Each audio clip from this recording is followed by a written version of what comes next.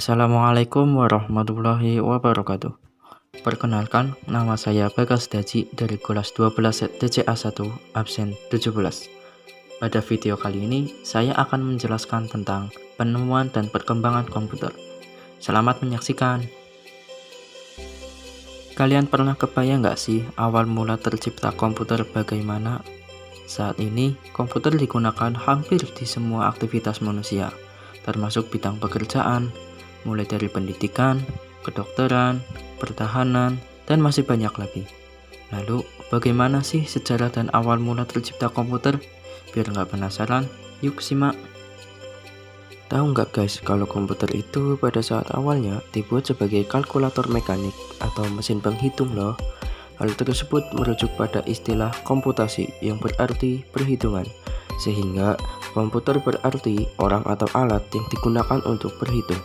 Tetapi seiring dengan perkembangan zaman, komputer terus berevolusi menjadi mesin yang serbaguna dalam kegiatan untuk mempermudah pekerjaan manusia. Pada mulanya, komputer berasal dari bahasa Latin, yaitu computare, yang berarti menghitung. Komputer pertama kali ditemukan oleh Charles Babbage. Charles Babbage menyelesaikan prinsip-prinsip komputer digital seabad penuh sebelum perkembangan besar mesin hitung elektronik terjadi. Mesin yang dirancang diberi nama mesin analitis yang mampu melaksanakan apa saja yang bisa digunakan kalkulator. Namun, sayangnya berhubung pada abad ke-19, teknologi belum maju. Beliau tidak merampungkan konstruksi mesin analitis tersebut. Pada tahun 1937, ilmuwan John F. Atanasoff membuat komputer rancangannya yang bernama Atanasoff Berry Computer atau ABC, yang dijadikan cikal bakal komputer elektronik yang pertama. Dalam perkembangannya, komputer memiliki 5 generasi loh.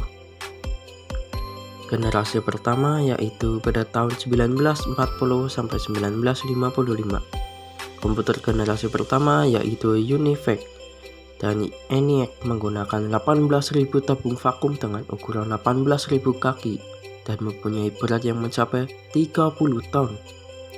Selain itu, pengoperasian komputer ini sangat sulit dan biayanya yang sangat mahal. Dana yang diperlukan merancang perangkat tersebut mencapai 1 juta US dollar. Mahal banget ya. Pengguna komputer ini harus memakai kartu berlubang atau disebut punch card, serta pita kertas untuk melakukan input agar dapat melakukan output yang dihasilkan berupa printout. Tujuan utama komputer ENIAC ini untuk membantu US Army loh, agar dapat menghitung target sasaran bom pada Perang Dunia Kedua. Ciri-ciri komputer generasi pertama. Yang pertama, memiliki hardware berukuran besar. Kedua, instruksi operasi yang sangat spesifik dan hanya dapat melakukan tugas tertentu. Yang ketiga, program hanya menggunakan bahasa mesin. Yang keempat, menggunakan silinder magnetik untuk menyimpan data. Yang kelima, membutuhkan listrik yang besar.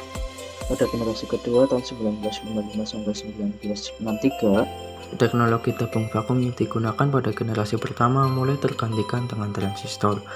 Keunggulan komputer generasi kedua ini dinilai jauh lebih efisien dibanding tabung vakum, dengan bentuk yang lebih kecil serta hemat energi. Selain itu, biaya pembuatan komputer ini pun jauh lebih terjangkau dibanding komputer generasi pertama. Pada periode inilah bahasa pemrograman mulai diperkenalkan. Komputer generasi pertama menggunakan bahasa mesin dan generasi kedua menggunakan bahasa assembly. Dan bahasa simbolik komputer generasi kedua ini banyak digunakan di beberapa instansi, seperti universitas, perusahaan, hingga pemerintahan. IBM 7000, Atlas, dan Mark II merupakan contoh generasi komputer kedua. Selain itu, pada generasi kedua komputer ini, teknologi penyimpanan memori sudah berubah dari DRAM magnetik menjadi teknologi magnetik. Ciri-ciri komputer generasi kedua. Yang pertama, menggunakan operasi bahasa pemrograman tingkat tinggi. Yang kedua, kapasitas memori menggunakan magnetic dan storage. Yang ketiga, ukuran jauh lebih kecil dibanding dengan komputer generasi pertama.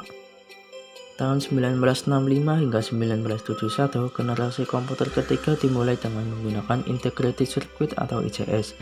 Digunakan sebagai komponen dasar komputer, bukan lagi menggunakan transistor. Namun, transistor tetap digunakan dengan ukuran yang lebih diperkecil. Komputer generasi inilah cikal bakal komputer yang menggunakan keyboard dan monitor, dengan tampilan sistem operasi yang dapat membuat operator berinteraksi. Komputer generasi ketiga ini 10.000 kali lebih cepat dibanding generasi pertama. Komputer ini sudah menggunakan visual display dan dapat mengeluarkan suara. Selain itu, komputer generasi ketiga ini sudah dapat menggunakan multiprocessing dan mampu melakukan komunikasi dengan komputer lain. Komputer ini juga lebih murah dan dapat dijangkau masyarakat umum. Pada tahun ini juga, komputer berkembang sangat pesat.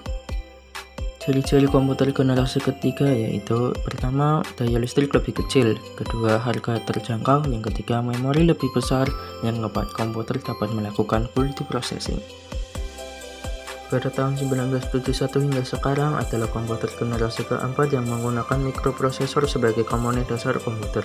Chip mikroprosesor ini memiliki ribuan transistor dan beberapa macam elemen sirkuit yang saling terhubung menjadi satu. Pada periode inilah, Intel menjadi perusahaan yang paling berpengaruh terhadap perkembangan chip mikroprosesor yang merupakan cikal bakal perkembangan komputer canggih seperti sekarang ini.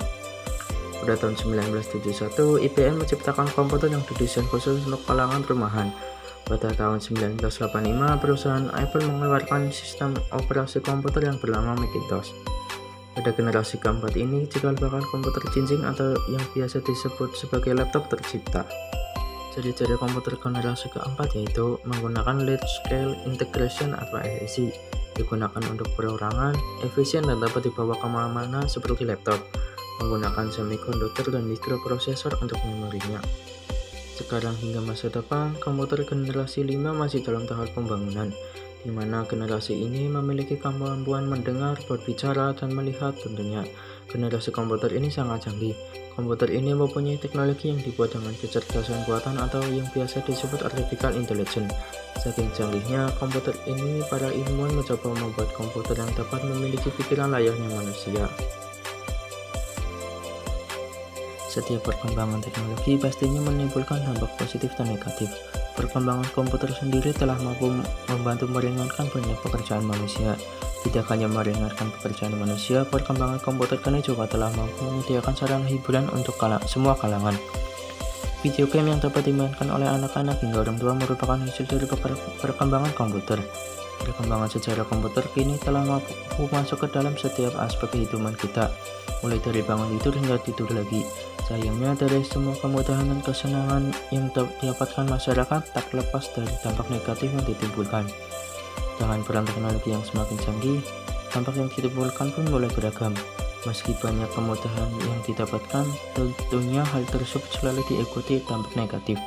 Jika tidak digunakan dengan baik dan bijaksana, perlunya mengetahui perkembangan sejarah komputer menjadi tugas dari kita semua, terutama untuk mengajarkan bagaimana menggunakan komputer atau teknologi yang lain dengan baik dan sesuai fungsinya. Sekian video penjelasan dari saya, mohon maaf bila ada kesalahan. Saya pamit undur diri. Wassalamualaikum warahmatullahi wabarakatuh.